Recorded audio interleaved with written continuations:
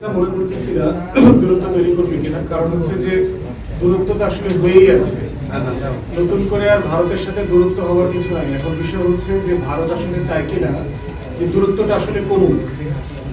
ভারত চাচ্ছে যে আপনার মাননীয় প্রধানমন্ত্রী দিল্লি সফরে যান, কিন্তু যাওয়ার জন্য যে আয়োজন করা দরকার তার ঠিক উল্টা আয়োজনটা তারা করছে। দাওয়াতপত্র দিয়ে আবার 5 তারিখে গণ অভ্যুত্থানের দ্বিতীয় বার্ষিকীর দিনে সে আবার হাসিনাকে ওখানে বক্তব্য দেওয়ার জন্য অ্যালাউ করছে। এটা তো একটা প্রচ্ছন্ন উস্কানি।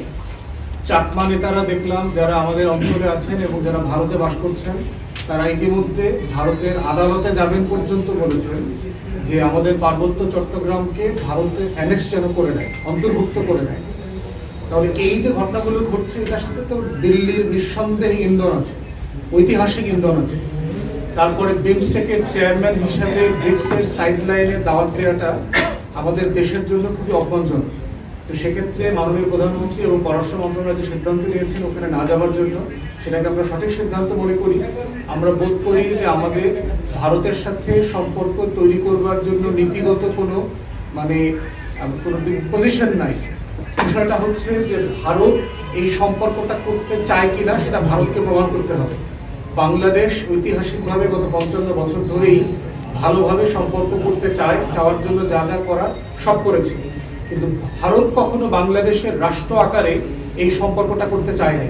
অতএব এইটার পুরো দায়িত্ব যা কিছু আছে সবকিছু হচ্ছে চাণক্যপুরী থেকে হতে হবে, ভারত থেকে হতে হবে, দিল্লি থেকে হতে হবে। এবং ভারতের সাথে আজকে সম্পর্কের এই যে টানাপোড়েন, তার শতভাগ দায় হচ্ছে দিল্লি এই ধরনের হাসিনা মার্কা লোকদেরকে যদি ক্ষমতায় আসীন করবার চেষ্টা করে, আগামী দিনগুলোতেও চেষ্টা করে, তাকে যদি আবার 81-র মতো ফেরত পাঠায়, তাহলে তো সেটা ক্ষমতা এবার সম্পর্ক উন্নয়ন হবে। 81 সালে সে এসে শহীদ জিয়ার হত্যাকাণ্ডের সাথে জড়িয়ে গেছে, এরকম একটা বাস্তবতা আছে। কিন্তু এবার যদি হাসিনা এসে জেলে চলে যায়, এতে বাংলাদেশের মানুষ আবার খুশি হবে। তো সেখানে ভারতকে প্রমাণ করতে হবে তারা আসলে সম্পর্ক উন্নয়ন করতে চায় কিনা। তারপরে দেখেন যে আদালতের প্রশ্ন তো একান্তই ভারতের ইন্টারনাল ব্যাপার, ওখানে তো আমরা কিছু বলতে পারবো না। একটা বিষয় হচ্ছে ইন্টারপোলের মাধ্যমে একটা দাগি আসামির জন্য আমাদের পক্ষ থেকে বলা হয়েছে, আমাদের সাথে এক্সট্রাডিশন আইন আছে। তারপরে দেখেন হাসিনা তো তার পোষ্য বহু বছরের, কিন্তু এই যে লীগের 2টা ছেঁচড়া ছেলে যোগ হলো আপনার শহীদ ওসমান হাদিকে হত্যা করবার জন্য, তাকে কেন ফেরত দিচ্ছে না ভারত? কি কারণ আছে? এর মানে কি প্রচ্ছন্ন ইঙ্গিত আছে মমতা ব্যানার্জির সাথে অমিত শাহের যে কনভারসেশন, ওসমান হাদির সাথে ভারত জড়িত?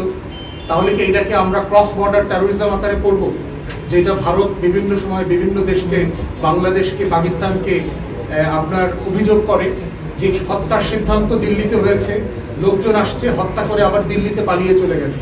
তাহলে কি বাস্তবতাটা এরকম? এবং এই হত্যার হুমকি কিন্তু আওয়ামী লীগের লোকজন এখনো বন্ধ করে নাই। আগামী আগস্টের ভিতরে, এই ডিসেম্বরের ভিতরে অমুক, আমরা বেসরকারীকরণের বিরুদ্ধে নই, আমরা একইভাবে কোনো কোম্পানির বিরুদ্ধে নই।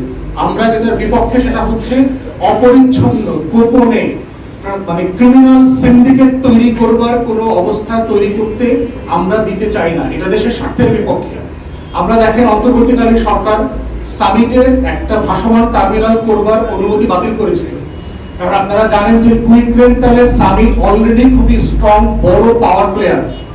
2টা যে ভাসমান টার্মিনাল আছে মহেশখালীতে এলএনজি প্রক্রিয়াজাত করবার ক্ষেত্রে, তার একটার মালিক ইতিমধ্যে হচ্ছে সামিট গ্রুপ আছে। তাকে যদি আপনি আরেকটার মালিকানা দেন, এখানে যে অলিগার্কি তৈরি হবে, সিন্ডিকেট তৈরি হবে, এটার নিয়ন্ত্রণ আপনি কিভাবে করবেন?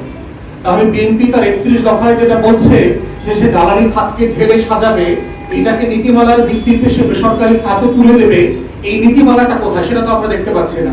এগেইন আমরা দেখতে পাচ্ছি যে সরকার তার নিজের ওয়াদা লঙ্ঘন করেছে। তো এইভাবে আমরা লম্বা করতে চাই না, আপনাদের সাথে আইডিয়াটা শেয়ার করা যে সরকার যে কাজগুলো করবার জন্য ওয়াদা করেছিল গত 6 মাসে পালন করতে পারে নাই এমন সংখ্যা তো অনেক, ওই আলোচনায় আমরা যাচ্ছি না। কিন্তু আপনি আপনার ওয়াদার বিপক্ষে গেছেন তেমন কয়েকটা জিনিস আপনাদেরকে মাত্র বললাম। দেখেন, পুলিশ সংস্কার কমিশন করার কথা ছিল, সেখানে কি হয়েছে? সরকারের সামনে এখন সবচেয়ে যে 3-4টা মেজর চ্যালেঞ্জ আছে, তার ভিতরে একটা হচ্ছে আইন শৃঙ্খলা বাহিনী। পুলিশের নিজস্ব রিপোর্ট মোতাবেক গত মাস পর্যন্ত প্রায় 1750 খুন হয়েছে। গত 6 মাসে 1750 খুন হয়েছে। প্রশ্ন হচ্ছে এটার জন্য বিএনপিকে আমরা দায়ী করছি না, যদিও বিএনপির আভ্যন্তরীণ কোণগুলো 200-300 লক্ষ রয়েছে, কিন্তু এইটাকে ম্যানেজ করার দায়িত্ব আইন শৃঙ্খলা বাহিনী কিভাবে ঢেলে সাজাচ্ছে, তারা কাজ করছে কিনা সেটার দায়িত্ব তো সরকারের। আপনারা সেটার জন্য কি করছেন সেটার ব্যাপারে তো আমরা কোনো উদ্যোগ দেখতে পাচ্ছি না। বাংলাদেশে যে একজন স্বরাষ্ট্রমন্ত্রী আছেন সেই মানুষটাকে আমরা বিজ্ঞ সাংসদ হিসাবে সংসদে যখন দেখি, আর মিনিস্ট্রিতে ওনাকে তো আমরা মিলাইতে পারছি না যে আসলে কোনো মন্ত্রী আদৌ আছেন কিনা। তো সরকারের সামনে এটা খুব সিরিয়াস চ্যালেঞ্জ। জঙ্গিবাদের কিছু উস্কানি ইতিমধ্যে আমরা দেখতে পাচ্ছি, সরকারকে সিরিয়াসলি মাথায় রাখা দরকার। 2001 থেকে 6 আপনারা কিন্তু জঙ্গির বাস্তবতা ডিল করতে পারেন নাই। এর সাথে ইন্ডিয়ান এলিমেন্টস জড়িত আছে, এর সাথে ক্রস বর্ডার টেরোরিজম জড়িত আছে, এর সাথে আন্তর্জাতিক অনেক ফেনোমেনা জড়িত আছে। কোনটা সত্য মিথ্যা বাস্তবতা, দিন শেষে সরকারকে এটা ডিল করতে হবে। আমাদের দেশে মানবাধিকারকে রক্ষা করে কোনো মানবাধিকার লঙ্ঘন করা যাবে না, কাউকে ক্রস ফায়ার দেওয়া যাবে না। আলেম ওলামায়ে কেরাম থেকে শুরু করে যারা ক্রস বর্ডার টেরোরিজম সম্পর্কে জানেন এমন বিশেষজ্ঞদেরকে নিয়ে, আইন শৃঙ্খলা বাহিনীকে নিয়ে একসাথে মিলে এই টেরোরিজম ডিল করা দরকার। ইতিমধ্যে জাতিসংঘের একটা রিপোর্টে দেখলাম যে বিভিন্ন আল কায়েদা সন্ত্রাসী গোষ্ঠী এখানে ঘাঁটি গড়ার চেষ্টা করছে। ইন্টারন্যাশনাল কানেকশনস আছে, বিভিন্ন সময় আমরা এগুলো দেখেছি। বাংলাদেশ সহ পাকিস্তান সহ বিভিন্ন দেশে, শ্রীলঙ্কা, মালদ্বীপে পরিকল্পিতভাবে সন্ত্রাসী গোষ্ঠী তৈরি করা হয়। যেই করুক না কেন, দিন শেষে এটাকে ডিল করবার দায়িত্ব হচ্ছে রাষ্ট্রের, বাংলাদেশ সরকারের। আপনারা আপনাদের আগের আমলে এটা করতে পারেন নাই, এটা না করতে পারলে আপনাদেরকে সিরিয়াসলি মাসুল দিতে হবে। আগের মতো করে মাথায় রাখেন, অর্থনীতির বেহাল দশা, জ্বালানি সংকট চলছে, আইন শৃঙ্খলা পরিস্থিতির বেহাল দশা, এবং তারপরে হচ্ছে এই যে জঙ্গিপনার যে সকল জিহাদ ব্যবসার বাস্তবতা আছে, এটার সাথে আমাদের ইন্টারনাল গোয়েন্দা সংস্থাগুলো কেউ জড়িত কিনা সেটাও সরকারকে মাথায় রাখতে হবে। এই প্রত্যেকটা জিনিসের একটা এক্সটেন্সিভ কমিটি থাকা দরকার, যারা মিলে এই কাজগুলোকে ডিল করবেন, অ্যাড্রেস করবেন। সরকার হিসাবে আমরা চাই যেখানে যেখানে আপনার বিরোধী দলের সাথে একসাথে মিলে কাজ করা দরকার, এই কাজগুলো আপনারা বিরোধী দলের সাথে একসাথে মিলে করেন, তাহলে রাষ্ট্রকে এগিয়ে নিয়ে যাওয়ার জন্য আমরা অনেক দূর এগিয়ে যাব। আমাদের ফাইনাল কথা হচ্ছে যে বাংলাদেশ রাষ্ট্রকে পুনর্গঠন করবার যে দায়, দরদ, যে কমিটমেন্ট, যে প্লেজ গণঅভ্যুত্থান আমাদেরকে দিয়েছে, যে বিচার সংস্কার করবার, তার প্রত্যেকটা কাজ সবাই মিলেই করতে হবে। আমাদের কাছে সমাধান থাকতে পারে, কিন্তু ক্ষমতা কিন্তু সরকারের কাছে মাথায় রাখতে হবে। মাননীয় প্রধানমন্ত্রী, এটা আপনাকে ডিল করতে হবে। বিরোধী দল জ্বালানি সংকট মেটানোর জন্য রোডম্যাপ দিতে পারবে, কিন্তু বাস্তবায়ন বিরোধী দলগুলো করতে পারবে না, সেটা আপনাকেই করতে হবে।